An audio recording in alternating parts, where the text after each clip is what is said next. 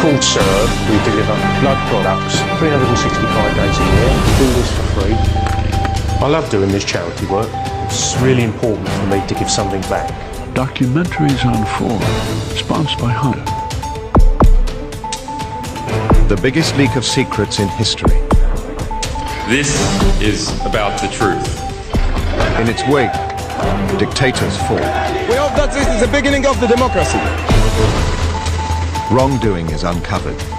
Come on, fire! Hey, Roger.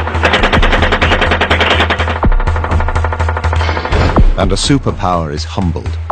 While I'm concerned about the disclosure of sensitive information, what WikiLeaks has done amounts to espionage.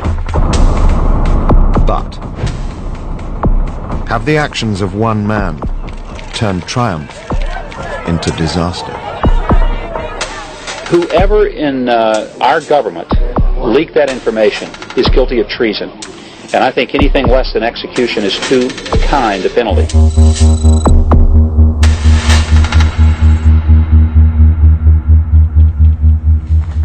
So, anyway, I'm going to ask you a new question you have not been asked before in a burst of originality. So, you see, first question, not the most original question. So, why did you set up WikiLeaks in the very, very, very first place? Go on. Yeah, exactly. Chuck them away. Don't look at that. Throw away the papers. Throw away the papers. Be a human being. We like you being a human being. So. Well, how long do you want these answers to be? I don't care, as long as you want. How many questions have you got? Oh, tons. But I've got lots. But, you know, you can be, be yourself, I think is the main thing.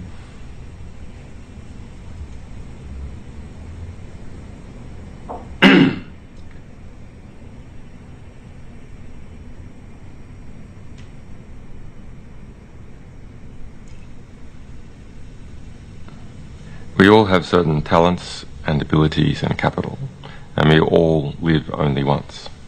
And we all have our own temperament and come from a particular culture. The combination of my temperament, the knowledge that I knew, the capital I had, and the culture that I came from, the Australian culture, resulted in a belief that I could change the world in a certain way that would appeal to me philosophically. Born in Australia in 1971, Julian Assange attended 37 schools as a child, started and dropped out of a physics degree at Melbourne University, and established himself as Australia's foremost hacker, his tag Mendax, translation given to lying.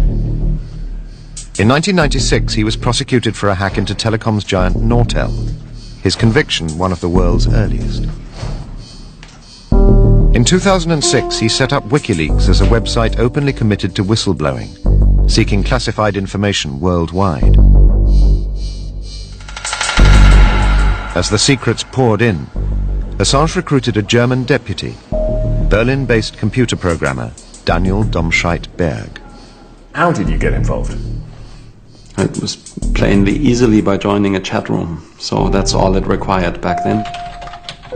In that respect, he is very friendly, he's a very intelligent guy, and in that respect, it's fun talking to him. And that's why I actually decided to start working with him. I thought it's a good thing. It's about informing me and informing others as human beings, citizens, consumers, about what's going on in this world. It's not about politics, it's just about enabling people to be better people.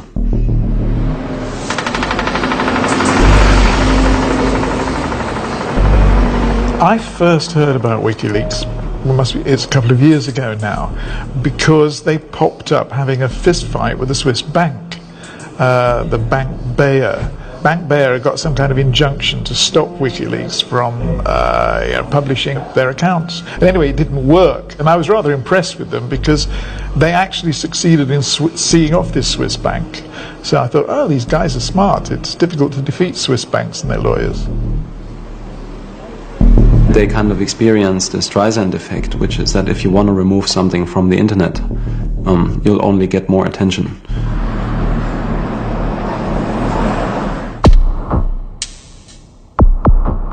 I went off to a journalist conference in Norway where I was due to speak, and another one of the speakers was Julian Assange. And this was really the first time I grasped that Julian was at the centre of WikiLeaks. In fact, he was WikiLeaks. We fell on each other's necks, really. I sat down with him at dinner. You know, he's a very captivating character to meet for the first time. He's charismatic.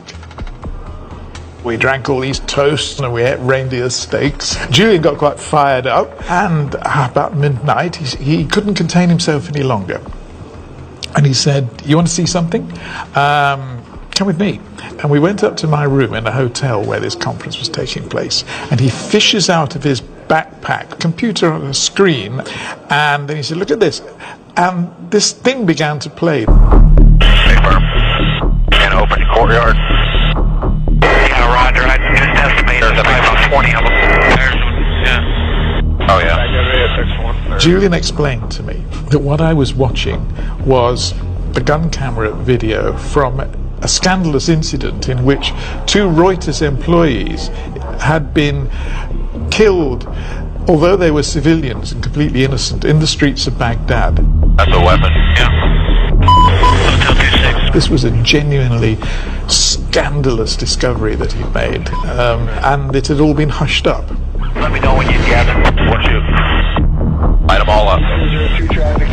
Come on, fire! Hey, roger. Keep shooting. Keep shooting. Bushmaster 2-6. We need to move time now. I'd never seen anything like that in my life, and I was just thunderstruck. Getting up. Did he have a weapon on his hand? No, I haven't seen one yet. There was a second half to the incident in which the wretched, injured man was crawling about on the pavement. All I gotta do is pick up a weapon. The van pulls up and people try and put him in the van. And at this point, the helicopter gunship just shoots up the van. Come on. Clear. Clear. Warren, get it. Coming around clear. Roger. And the van, it turned out it was just a man taking his kids to school, and his kids were shot up in the van. It was all horrible. I lost him in the I got him. Oh yeah, look at that, right through the windshield. He said that he got this from military sources, and he was very, very secretive about it, but also incredibly excited. Well, I cannot say, for reasons of source protection, when I first saw that footage clearly, or where.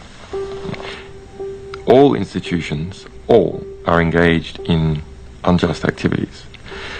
So, when trying to find the information that will likely lead to a state of enhanced justice, we look for that information which the institution does not want to be released. I have always said that censorship, while it is something to condemn, it is always an optimistic signal.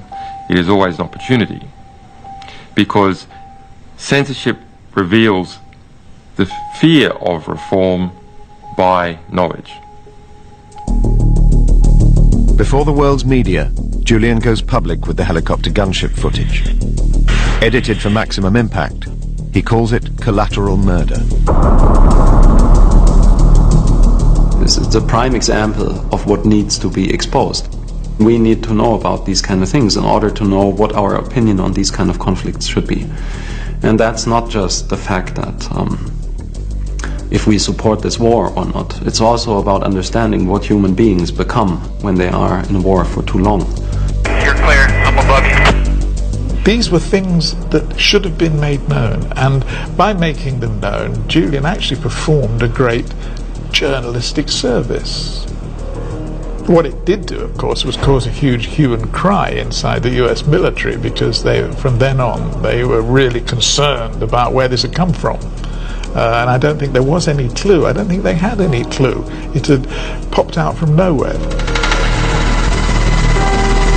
Camp Hammer, Iraq.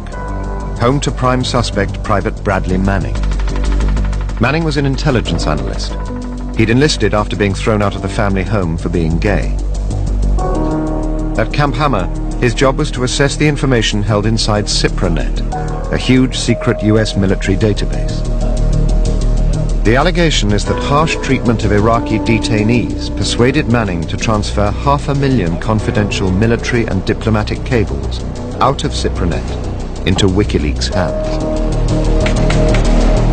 He'd never have been a suspect if he hadn't chatted on his computer, calling himself Bradass87, to Adrian Lameau, one of Assange's few rivals for most famous hacker in the world. Lameau earned his cult status in 2004 after breaking into a string of secure databases. It also got him a criminal conviction.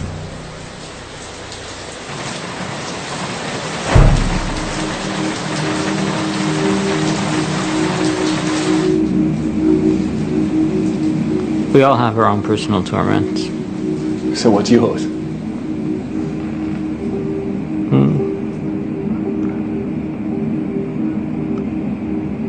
Retelling this story over and over again.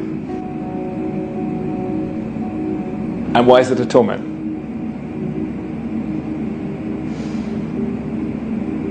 Because I get to relive one of the most difficult choices of my life over and over again.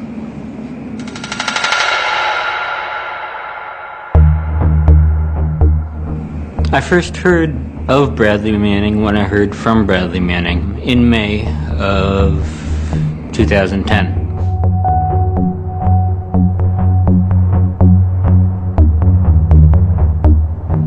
It became rather apparent rather quickly that he had an interest specifically in classified information.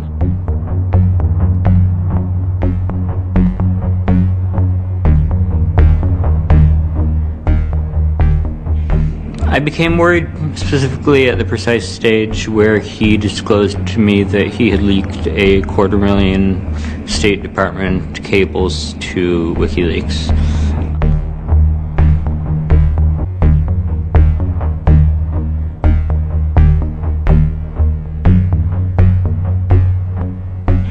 I've had contact with service members in the field before who are bored with their jobs and wish to chat, but none of them have ever proffered information that could endanger human life.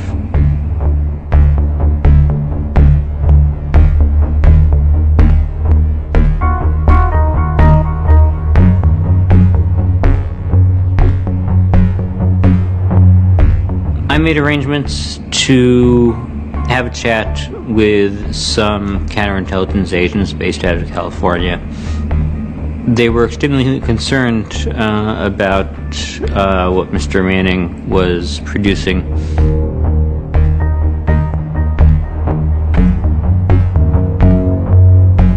And what do they then advise you to do, the authorities, that is? Wait. And? Wait. And Mr. Manning? He continued to chat with me over the course of 1 or 2 days. And one day he just wasn't there one day.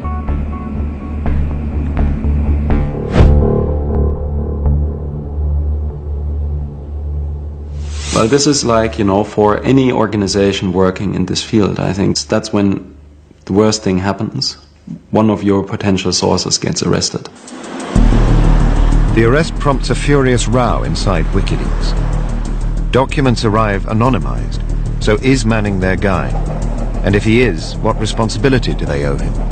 WikiLeaks have a mountain of unpublished secrets from the same source. Julian wants to keep going. Daniel doesn't. I think the proper reaction would have been to just stop whatever it was that we were doing and focus on finding out if we can help this guy and by what means, and not to go on with any kind of material that might be attributed to him. Why? well, you don't want to put him into more trouble than he actually is in. It is nice to help courageous people who seek justice. I mean, that's very easy to do. But it is more that they enter into a larger process. They are the seed that starts a larger process, but the larger process is also necessary. It's a kind of a defining moment for this whole procedure. And this is also, I think, a defining moment in respect to responsibility.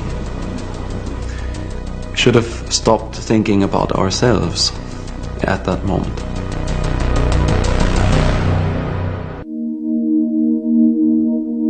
I'm a systematizer. I like to solve big problems. And the way you solve big problems is you see what someone does individually in one case, and then you try and do it in 1,000 cases and in 1,000,000 cases, and you create a system to do it. And to that degree, I'm an engineer.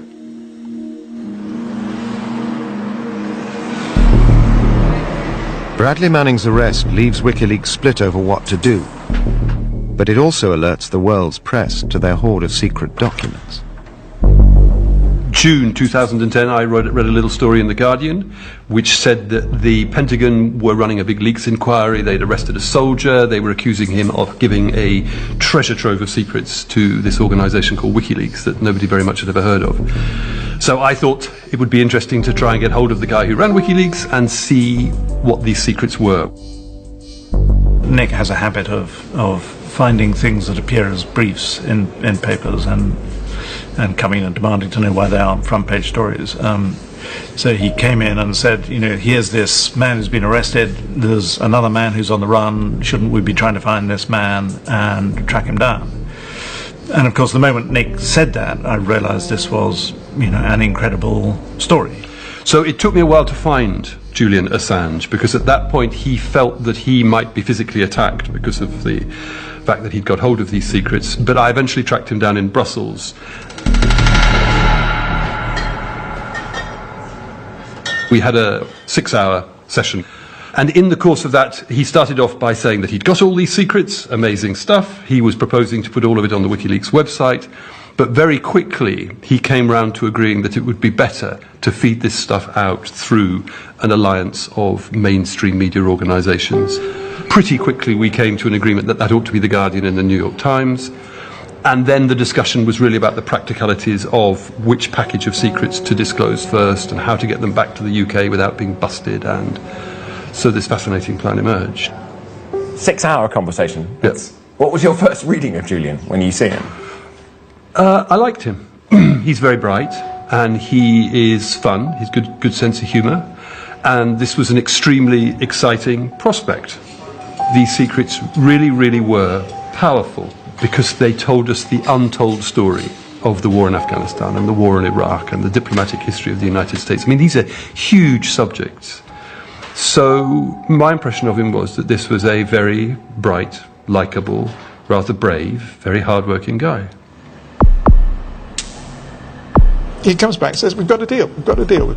We all gather in Alan's office, the editor's office. Nick is saying, here's what we have to do. We have to immediately ring up Bill Keller, the editor of the New York Times, and get him to join in this deal with us. And we're all goggling, you know, what? I got a phone call from Alan Rusbridger at The Guardian, who began by asking in sort of portentous tones whether we had a way of securing a secure line. And I said, no, we don't really. We're not the National Security Agency.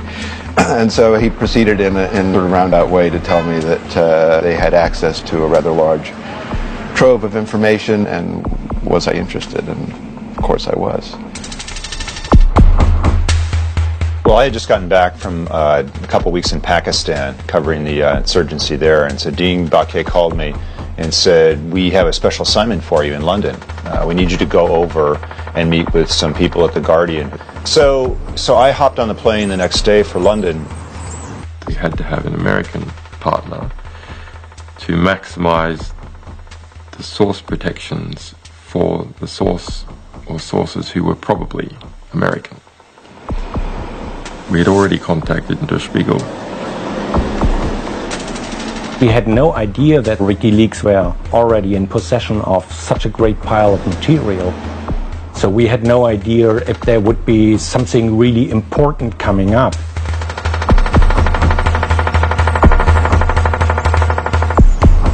Well, The Guardian has this beautiful, spectacular building, which is kind of modern and new, with prayer rooms and chill-out rooms, and everyone was gathered, and Eric Schmidt was in the room, David Lee.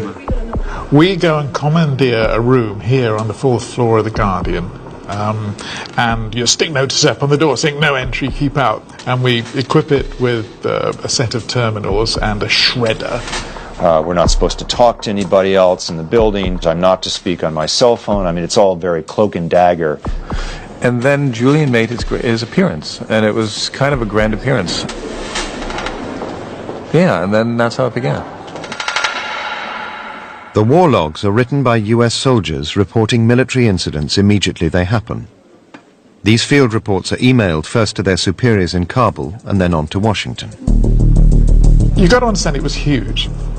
It was 93,000 files, 93,000 lines on a spreadsheet.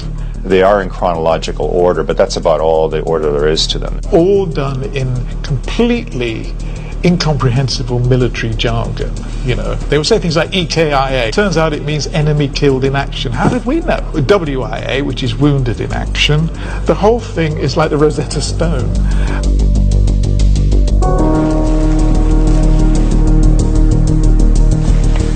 You just have to start with guesswork.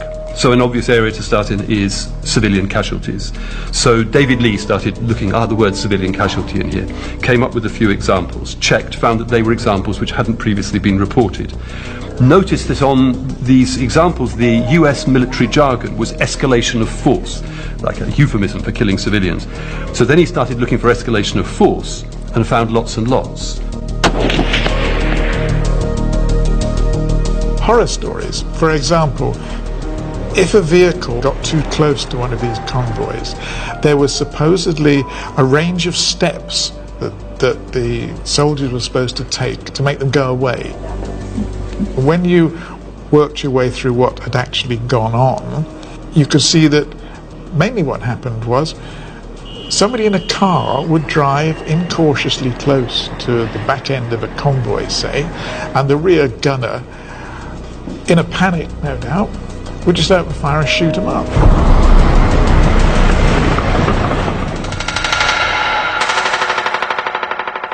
Over 76,000 individual events, and although it was only classified secret, not top secret, the shadow of various top secret operations leaked into the material. Some of the killing of civilians involved a particular US military unit called Task Force 373. Task Force 373 was that there was a assassination team that was out killing people, killing Afghans who they thought were Taliban, not in a battle situation, but in a kind of a night raid situation. I mean, hundreds and hundreds of names. Those targets are of such high value that it was considered to be acceptable if in the course of killing the target, they also killed civilians in the surrounding area. And you think, oh my God, this is horrible. It's horrible, and it's been concealed because TF-373 was one of those dirty little secrets about the war.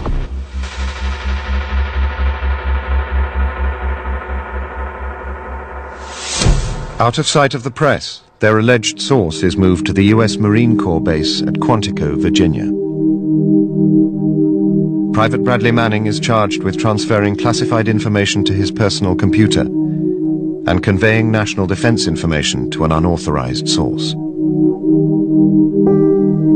Manning clearly was on everyone's mind here. I remember specifically trying out a line of questioning, just saying, so when was the first time you spoke to Bradley Manning, Julian? And he just kind of looked at me and this kind of small smile crossed his face and said, who ever said I've ever spoken to Bradley Manning in my life? I have never spoken to him. It's a cornerstone of WikiLeaks is secrecy.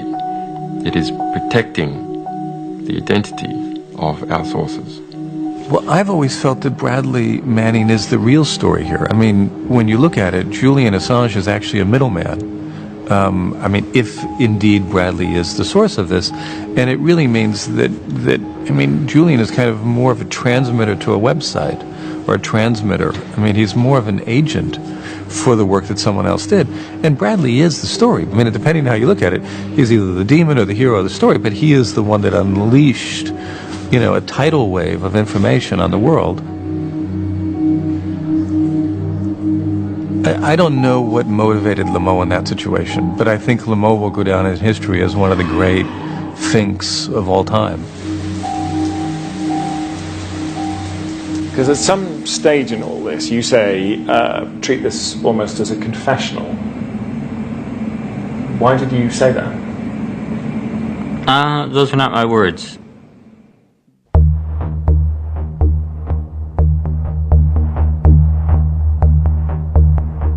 I told him that he had the option of either treating this as a confession to a minister or as a privileged journalistic interaction.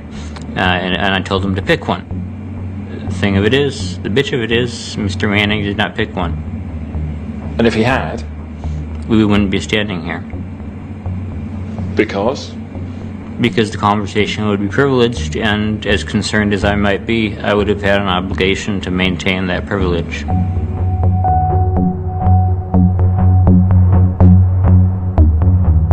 To promise someone the secrecy of a confession and then to turn them in to the federal authorities right afterwards is one of the most dishonest, horrible things you can do to another person.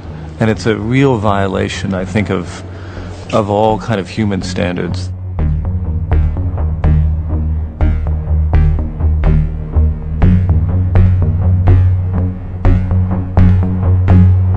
To promise someone confidentiality in many different ways, on an emotional level, on a semi-sexual level, on a religious, spiritual level.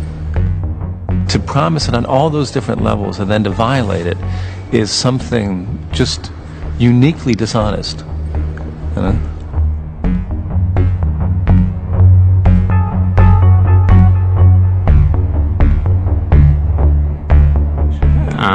I saw Bradley Manning as a friend. The choice was either be betraying my friend or living with the possibility of people dying. And it was not about making the right choice or the wrong choice. It was about making the least wrong choice. They were both fucked up choices.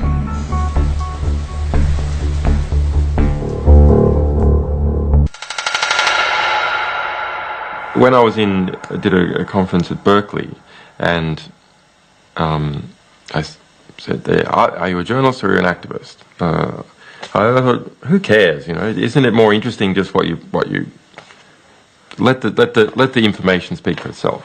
But why is it? Well, you know, as far as journalism is getting information the public doesn't know and processing it, verifying it's true, giving it to the public in various ways. Well, I'm a journalist. But if I had to choose between the goals of justice and the goals of whatever that is, I would choose the goals of justice. So to that degree, I'm an activist. Julian brought with him a rather strange, charismatic quality. He carried himself as though he was a cult leader. We started making jokes from very early on about people around Julian drinking the Kool-Aid. We were out for dinner one night in London, and John Getz, the Der Spiegel correspondent, and I were walking alongside, just talking to Julian, and all of a sudden, without notice, he just starts skipping down the sidewalk, and we just stop and stare in amazement what this guy's doing. And he kind of turns around, he does a U-turn, comes skipping back to us, stops right there, and then just resumes the conversation as if nothing had happened. Just kind of the way this guy was. We went down to the restaurant at the railway station around the corner. It's quite late at night by now. And he eats 12 oysters and a piece of cheese, and that's it. Anyway, then I say, Julian, have you got anywhere to stay tonight? And he says, no. Okay, well, you better come and stay with me, you know.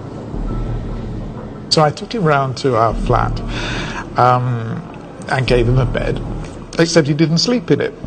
Because what he did was he sat up all night with his laptop doing secret squirrel things. And then about 5 in the morning he suddenly keeled over. He had this brown leather jacket he used to wear, buttoned right up to the neck, and he never took it off, never unbuttoned it. And at the end of his sort of 5 a.m. stint, he just keeled over where he lay and slept with his leather jacket buttoned up to the neck. Very strange. You know, all this made you feel you were dealing with somebody who wasn't quite from the same planet as the rest of us.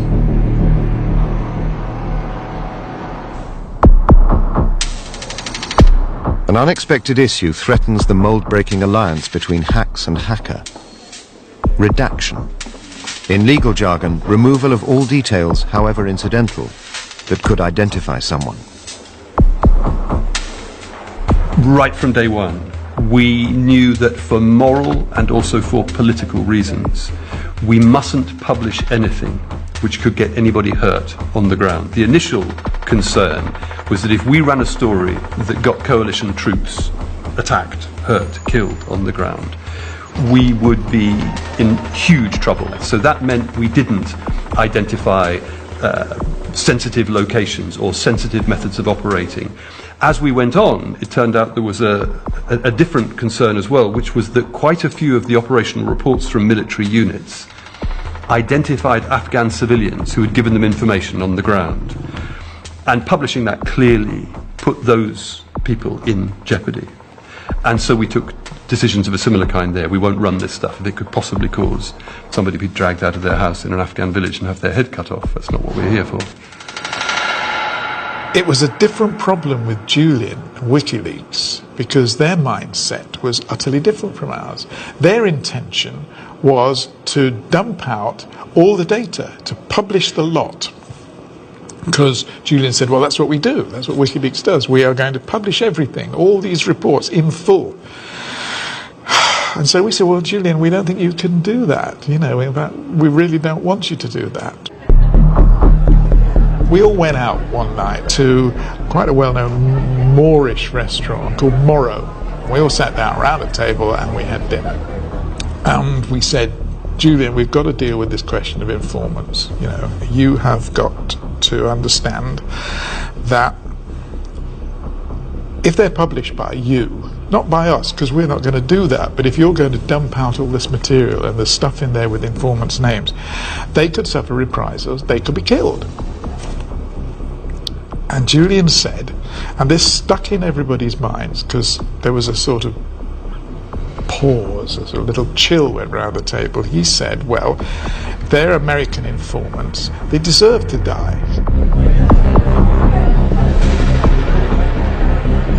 That was his attitude. And there was like an abyss opened up at that point between the way we saw the world and the way he was seeing the world. There was no row at all. There's no row. There's not even only hints of a discussion. My colleagues called me the night after and said, "You wouldn't believe what he's going to do. You've got to help weigh in on this." And so we do. I send him a note and I say, "Julian, this is crazy. You've got to be listening to these guys." We had to argue with Afghanistan. This could put people in real harm. So what we told WikiLeaks from the beginning is that we don't subscribe their idea of simply taking all this material and put it on the internet. What finally got through to Julian was the political point. It was obvious, even while we were working on the Afghan war logs, that when we published them, we would be starting an information war. And the line that the Pentagon would take would be to say, you are helping the bad guys. You're helping terrorists by doing this. Now, we knew very well that we weren't. And what I kept saying to Julian was, if you publish this material, then you're giving them the ammunition that they need to fire at us. And to his credit, overnight, he did rethink this, and ultimately decides that they'll take off the table about, I think it's about 17,000 of the documents that he thought might have the most names in them. Dispute over. The project's back on. The moment old and new combine to try to change the world.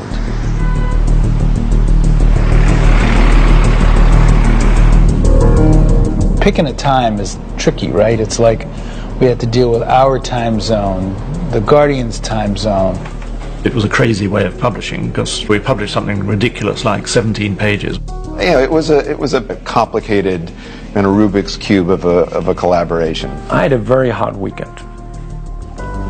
It's a mixture of adrenaline and excitement and anticipation. I think that was one of the great things about being in newspapers. You sometimes have these extraordinary moments when something you've created, it wasn't a bomb going off or a plane being shot out of the sky or something. It was a newspaper story that was simultaneously being discussed in every capital city in the world.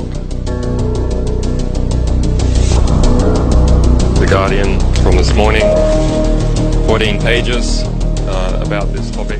We turned WikiLeaks and Julian into global rock stars very, very quickly, because as soon as we all published in that way, all three major international news organizations, everybody in the whole world seized on it, and WikiLeaks changed in that moment from being some guys with a website to being international weather changers, you know?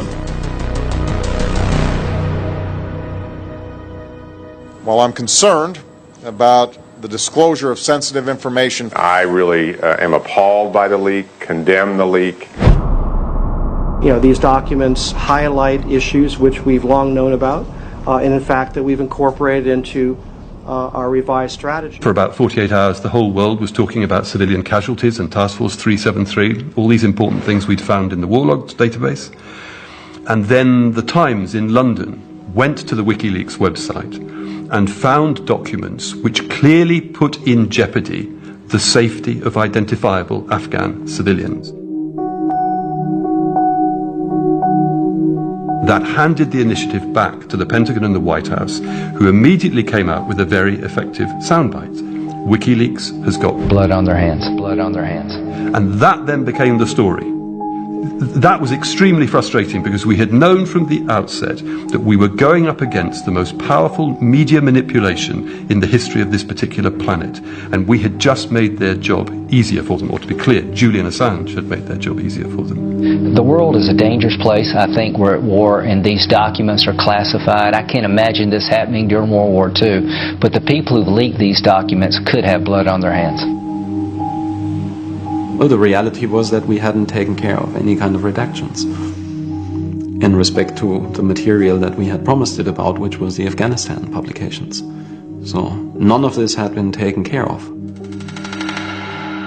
This is where I think the whole story shifted a bit to publishing for the sake of publishing. And that's where I think you're crossing some kind of a line that doesn't make sense to cross. So that's just when you show power.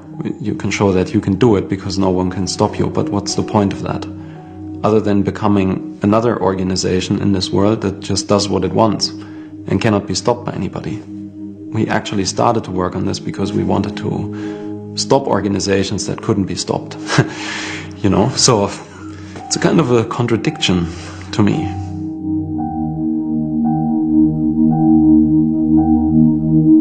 You look at Julian Assange and his group of recalcitrant fools, and they think they're blasting all this information across the world, thinking that they're in some way, shape, or form contributing to some potential for world peace, and that could not be farther from the truth. What you're doing is Why? Well, because there's certain organizations that governments have that. We all heard the trite expression, the trite term that you need the dirty guys to do the dirty jobs.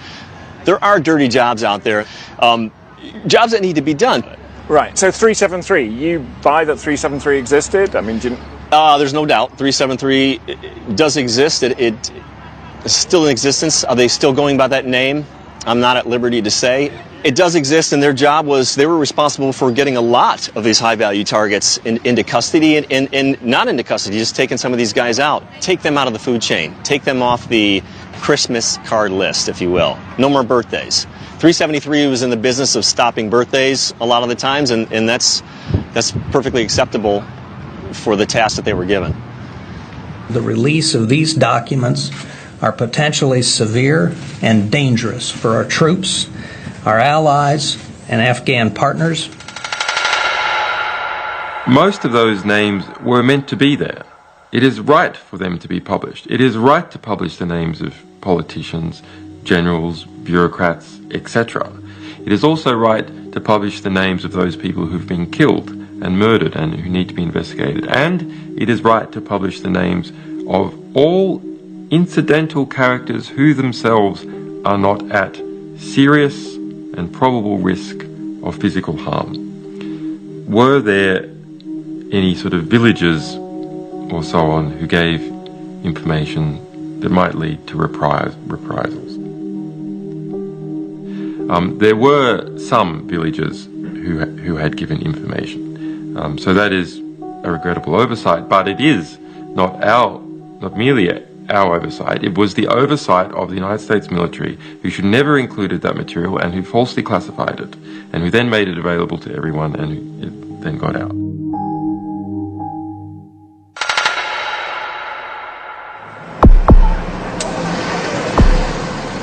Julian Assange is in hiding. Half the world's media are after him. A US intelligence team is on his trail. And there's talk of extradition and imprisonment. I personally was in a very precarious position, and others. We were still worried about a surprise sneak attack, simultaneous across all the continents where our people are. We also knew that we had a CIA task force assigned to us, some 120 people working in the Pentagon against us, and other organizations. We knew that they knew that we had 251,000 diplomatic cables, over 100,000 of which were classified. So, under that basis, we were willing to give The Guardian a copy of the material for safekeeping. This piece of paper was written on by Julian Assange. It's a bit of a souvenir, I suppose, in July 2010, when he wrote down the password which was going to enable us to access the entire 250,000 State Department cables. And he told me that this file would then expire, be deleted within a matter of hours. It says a collection of history since 1966 to the present day, and then there's a little hash symbol. And he said, here's what I've written down, but when you put in this password, you have to add an extra word so that it says a collection of diplomatic history. And I said, yes, Julian, right, I remember that, and I'll put in that extra word. And so it was all very James Bond. I went off up to Scotland, where we have a little cottage, and it was my holiday. And I spent my holiday not climbing hills in Scotland as I'd hoped, but closeted with my laptop and this little memory stick, wading through this extraordinary collection of American diplomatic communications. What we had here was material which was capable of complicating or disrupting American relationships with 100 countries. I'm actually sitting in Scotland with the rain coming down outside, wading through this astonishing material and saying, good Lord, when my phone rings there, and it's my colleague Nick Davis, and he says, you'll never guess, Julian's gone to Sweden and been arrested for rape. Saturday, August 21st, 2010, I woke up to find an email from an American journalist with a link to this Swedish newspaper Expressen. Front page claims that Julian is charged with sexually assaulting 2 women. Now that's obviously a joke. I don't believe it. This is some sort of satirical spoof. I had been in Stockholm with Julian, and I had got to know the WikiLeaks coordinator there, a very nice Swedish journalist called Donald Bostrom. So I called Donald. And before I made the phone call, I thought, well, there's various possibilities here. I mean, one is, this is women who want to sleep with the celebrity so that they can make up a story and sell it to the newspapers. Or maybe it's some crazy right-wing group who've set this up to try and discredit him. Maybe out on the outer shores of possibility, it is the American authorities who are doing something evil. And I went through to Donald and said, what's going on here? And he said, my friend, I'm sorry to tell you, it's true. And it was an extraordinary story. Julian had upset these 2 women by his incontinent sexual behaviour. which had involved, it would appear, jumping on them and not using a condom, even though they very much wanted him to. After he had had sex with these two women in rapid sequence and had misconducted himself with both of them, they had got together, and one of the things they wanted him to have an AIDS test. And Julian's friend, this man Donald Bostrom, was sort of intermediary, and he told us, he said, I was on the phone all the time between these women and Julian, and these women are saying, we want him to have an AIDS test, and Julian is saying, oh, I'm not going to do that. And they are saying, oh, well, if you don't, we're going to go to the police. And by the time he's agreed this, it's 5:10 on a Friday in Stockholm, and apparently you can't find a clinic that's open at that time in Stockholm, so he didn't have the AIDS test. So the women made good their threat and went to the police.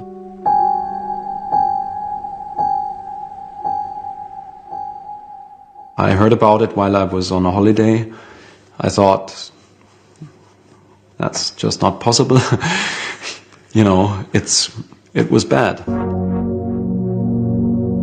However we try to approach this internally, it boiled down to the fact that, there was nothing to discuss, So what do you mean? Julian didn't want to discuss it? No, not at all. Assange talks to the police once and then leaves Sweden, claiming this isn't just a rape inquiry, but something more sinister. Julian Assange says his own country's intelligence service warned him of a dirty tricks campaign shortly before he was the subject of a rape allegation. Assange says all the allegations against him are untrue. That's what he told everybody, that he had been warned about a CIA, some kind of a subversive CIA attack or something like this. I mean, that was the initial response that's been printed all over the world. And that's what actually lots of people started to believe, Mr. Assange says the allegations against him are politically motivated. Swedish prosecutors want to question him about 3 allegations of sexual assault and 1 of rape. Well, I said, well, whatever the cause is, if that's the accusation, then we'll have to organizationally work with that, and that might maybe mean that you go step back for a bit.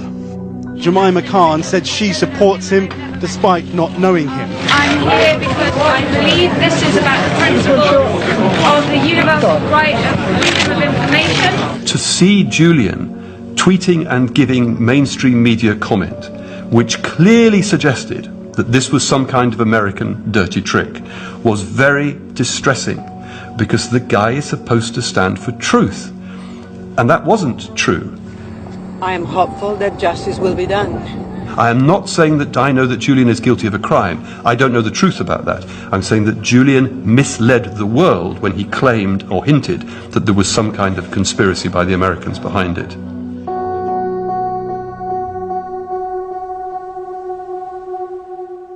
It's extremely interesting.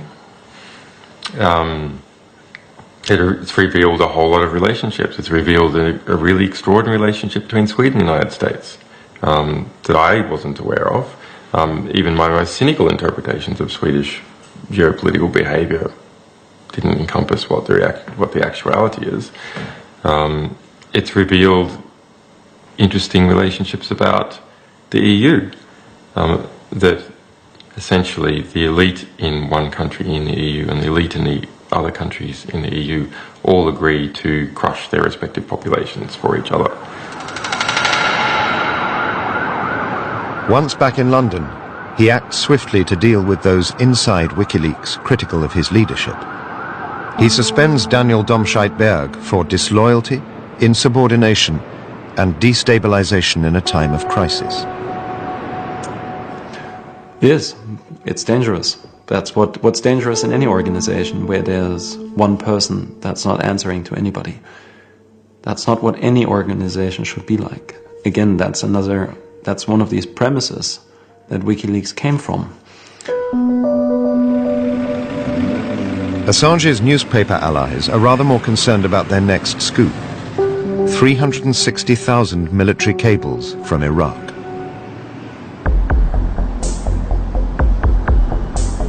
These are field reports, exactly as with Afghanistan, but incident by incident revealing an unexpectedly bloody conflict.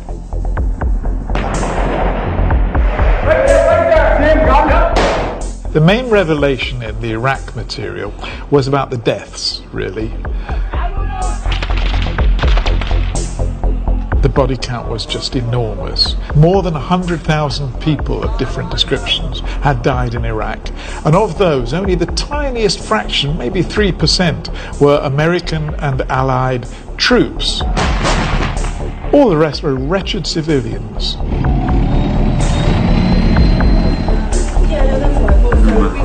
I pulled out a lot about the abuse of detainees by Iraqi security forces.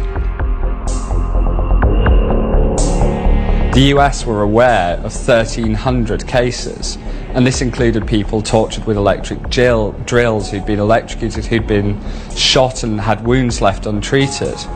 And they continued turning over prisoners into these jails. This was all after Abu Ghraib.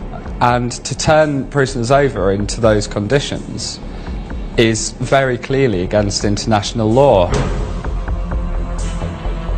One particular report recorded the murder of a detainee by Iraqi soldiers, which had been videoed, and the video had been given to US forces. They had done nothing.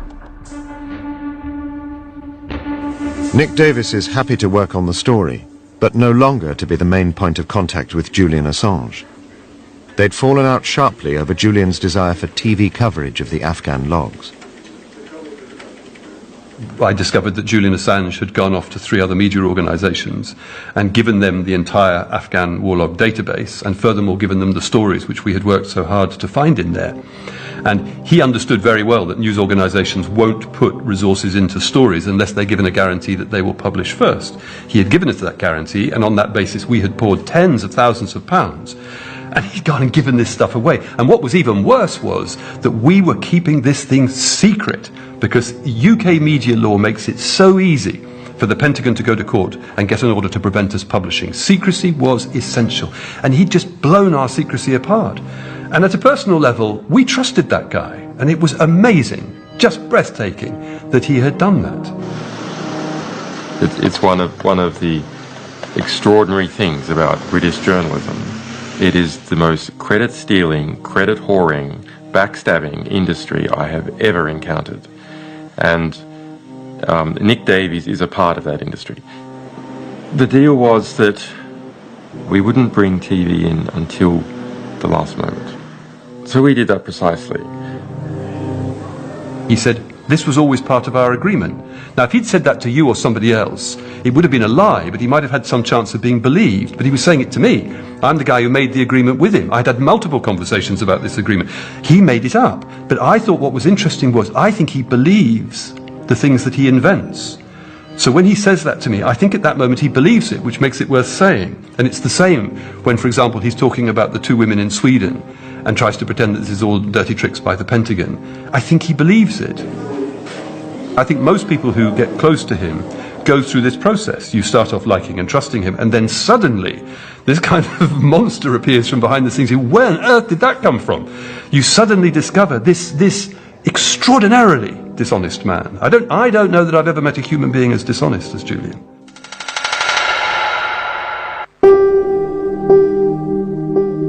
It is not possible to have a large, powerful media group that isn't corrupted.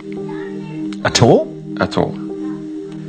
Once a media group is powerful for long enough, it starts to enter into a relationship with other powerful groups. That is very natural, because other powerful groups seek its favour, seek to make deals and agreements with it and the individuals who run it.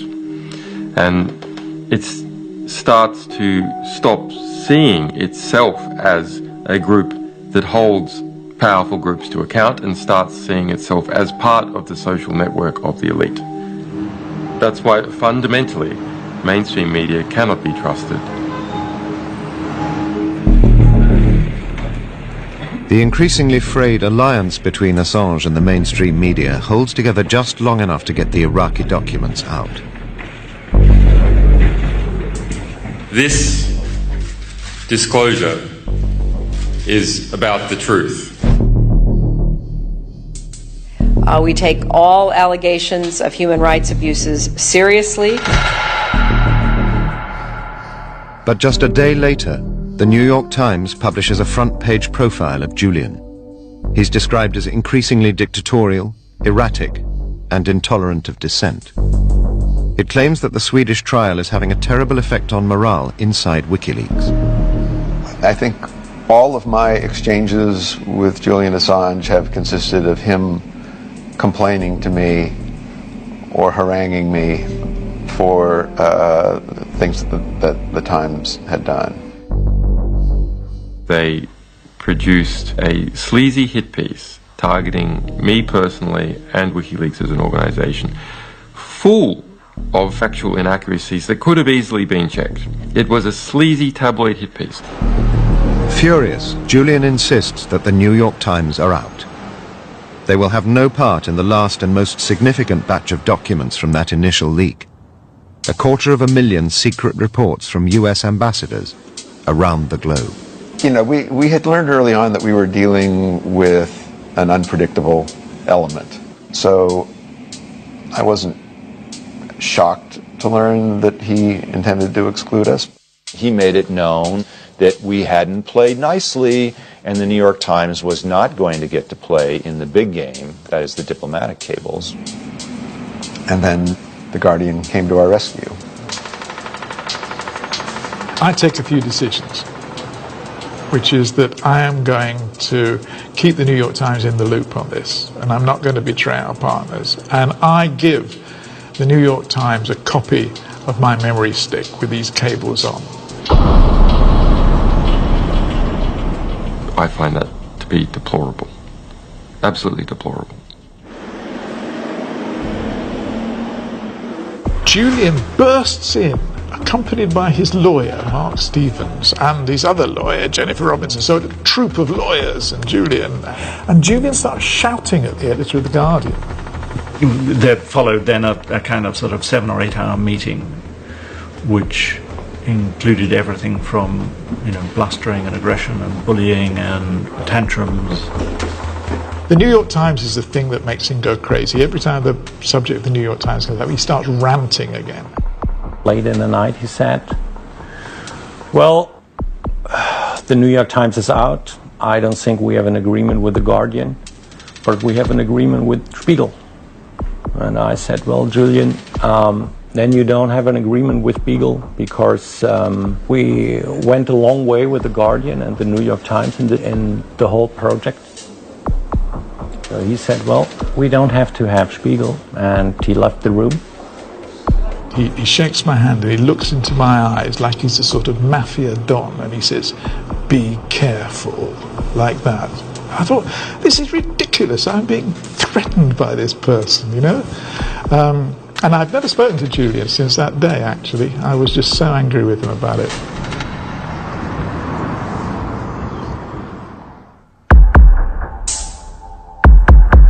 With the partnership between Assange and his mainstream media allies in increasing disarray, their alleged source is now being held in ever tougher conditions. Manning was subject to very brutal treatment, Prevention of Injury Watch, POI, another one of these military acronyms, i.e. they were keeping an eye on him to make sure he didn't harm himself. But what this meant in reality was that he was subject to some form of near torture. For example, he would be woken up at 5 a.m. If he nodded off in his cell after 5 a.m., they came and woke him. He was not allowed to exercise. If he tried to do exercise, they rushed into his cell and forcibly restrained him.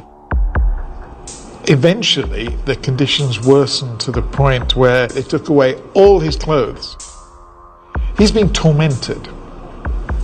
And possibly one of the reasons why he's being tormented is in the hope that he will break and implicate Assange in some kind of conspiracy that the Americans could indict him for. One of the few allowed to visit Manning is a friend of his from Boston hacking circles, David House. When he first went into confinement, he was, this tan young man from straight out of Iraq, right? I mean, he was someone who was, very bright-eyed, bushy-tailed individual, very healthy. As time went on, he, became very ashen-skinned, looked very exhausted all the time. looked like he had just woken up from a 12-hour nap or a 16-hour nap every time I saw him. Mentally, to watch him decline from someone who could discuss topics in physics and computer science and philosophy with ease to someone who could hardly even speak anymore, someone who might just stare at you and not answer and then kind of say, it's a pretty remarkable decline, and it's very hard to witness that as someone who is his friend. In media land, Assange and his partners negotiate a tentative pact. All the original papers are back in, and so, Julian insists, are two new ones, Le Monde from France and El País from Spain. No sooner has peace broken out than the New York Times threaten it. They're going to tell the White House what they plan to publish. We were shooting ourselves as an organization every time we work with the New York Times. If you're producing journalism with the goal of it producing justice, then you don't want that goal undermined. I mean, there was never any question we were going to take this to the administration and get their reaction. I mean, you do that on any story. And I remember us saying to them, well, for God's sake, if you're going to do that, don't tell them that we've got the material as well, because if they find out that we've got it and they talk to the British government about it, the British government will come after us and they'll do us under the Official Secrets Act or something. The organization you're exposing should not know before the victims. Bill Keller once said that, well, he's a journalist, but he's not my kind of journalist. And, well, thank God. I mean, that's all I can say. Thank God I'm not Bill Keller's type of journalist. And this time the White House are ready and angry. They don't want anything published. There were serious ramifications from this leak. We knew that people who were cited in the cables that were likely to become public would be put at risk. We knew that there was going to impact in terms of the United States relationship with other countries. There was one guy who was very testy, and I can't remember his name, from the Defense Intelligence Agency, who said that who said that he thought the whole concept of us publishing this stuff just wasn't patriotic. From a government standpoint, it is necessary to have secrets. It's necessary for any successful enterprise, to have secrets. Coca-Cola has a secret formula. Google has a secret algorithm. If you reveal those, you lose your competitive advantage. 2 days to go till publication, and the Guardian's worst fears come true. The US government is on the phone. We had a conference call on the speakerphone in my office. It was PJ Crowley who was on the other end. To suggest that there was a public interest in the release of information on every relationship that the United States had with the rest of the world is to suggest that U.S. foreign policy is fundamentally wrong. The chief of staff, I think, to Hillary Clinton said rather briskly, the New York Times is telling us what they want to use, and I jolly well think you should do the same too. And Alan sort of said, well, actually, we don't have no intention of doing that. I said, well, why don't you tell me what's of concern to you? So they then, for about 5 minutes, they started reading out the numbers of individual cables. And they said, there's cable number 1, 2, 3, 4, 5, and it's about this, this, and this. There's cable number 238, for example, and there's cable 4, 5, 6, 7, and so on. And of course we were just writing them down because some of them we hadn't spotted. Suddenly you can hear the penny drop, and I say, oh wait a minute, well can't we just have a sort of intermission for a few minutes? And they go away and confer, and they come back and say, oh, we think this is not a good idea because we're just giving you information but we're not getting anything back. And then Hillary Clinton's person came on and said, yes or no, are you going to tell us which cables you're going to use? And I said no. And they said, well, you know where to find us. The lawyers were quite worried, saying they could lock you up, they could extradite you, you could be forbidden from ever going to America, they could do you under the Espionage Act, they could do this, this, and this. We use these cables to inform U.S. foreign policy. It is perfectly appropriate that the reports on these discussions be confidential. your bank balance. Every time you get one, text the code through, it's a free text, and you get another free bottle. The ultimate guide to penny pinching. Thursday at 8 on 4.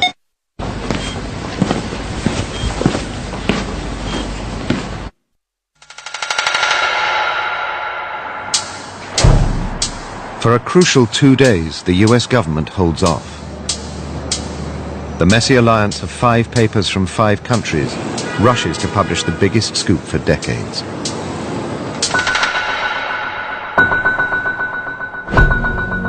The United States strongly condemns the illegal disclosure of classified information. There was the most amazingly inflammatory material about Russia, that it was a mafia state. What WikiLeaks has done amounts to espionage. It's probably the single greatest act and most terrible act of espionage against the United States in our history. Secretary of State Hillary Clinton asked State Department people to gather DNA samples on foreign diplomats, which, as far as I know, is a violation of the Vienna Convention. It's illegal under UN law for diplomats to be directly operating like spies. Information warfare is warfare, and Julian Assange is engaged in warfare. Media impact was, of course, tremendous. Very few people understand the scale of the impact because every country has had its own tremendous scandals. The way to deal with this is pretty simple. We got special ops forces. I mean, a dead man can't leak stuff. The State Department is the one, in this case, who are completely burned. All their diplomats are outed in terms of their candid assessments. They're the ones sitting in these capitals who now have to face these very leaders and counterparts the very next day who are reading what they told them in these very cables. How embarrassing is that? There were a number of world leaders who were very much pained, and it was the Secretary's job to smooth over many, many ruffled feathers. They ranged from extremely painful conversations to understanding and even lighthearted conversations. She was talking to one foreign minister, and he goes, "Hillary, don't worry about it. You should see what we write about you."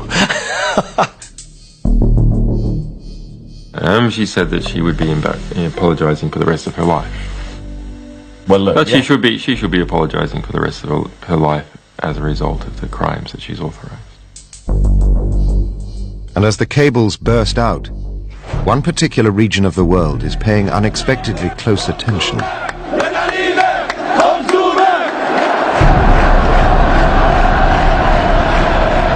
We hope that this is the beginning of the democracy. Good things happen, you know, and I mean, you would have to say the consensus view in the West at the moment is that the revolutions in North Africa and the Middle East have been good.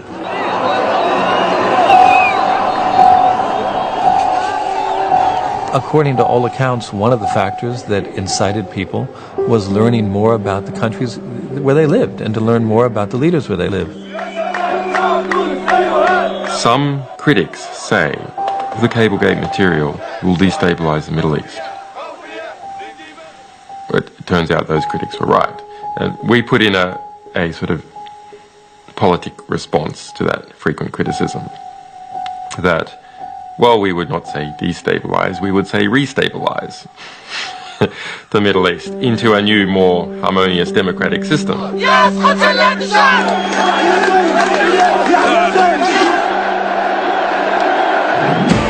Behind bars in Britain tonight, the founder of the whistleblowing website WikiLeaks is refused bail. Julian Assange. But increasingly, another set of images is grabbing the attention of the world's cameras as Julian Assange battles extradition through a series of British courts. Instead of looking at the moon, we looked at the finger that was pointing at the moon.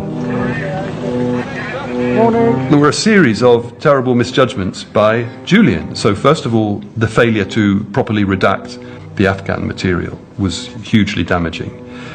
I think, secondly, his becoming embroiled with the accusations of sexual misbehavior in Sweden was somewhat damaging. What was even more damaging was that he was clearly not telling the truth about it. WikiLeaks' moral and political authority flows from the fact of truth-telling. And you cannot do that and then also tell lies to the world. It doesn't work. The Guardian from this morning. If you look at the moral standing which Julian Assange had on that Sunday night when we published the Afghan war logs, it was potentially huge. And you look where he stands now, way, way down from the moral high ground. And that's not just a loss of moral authority, it's a loss of political impact, it's a loss of credibility. And insofar as there is this character Bradley Manning awaiting trial, it's a loss of all the potential benefit that might have gone in his direction. Bradley Manning faces 20 new charges. One of them, aiding and abetting the enemy, carries the death penalty.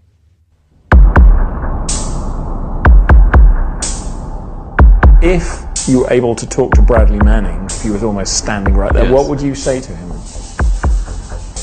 I'd say I'm sorry, because if he is the source, then I would be really sorry for the position he is in right now.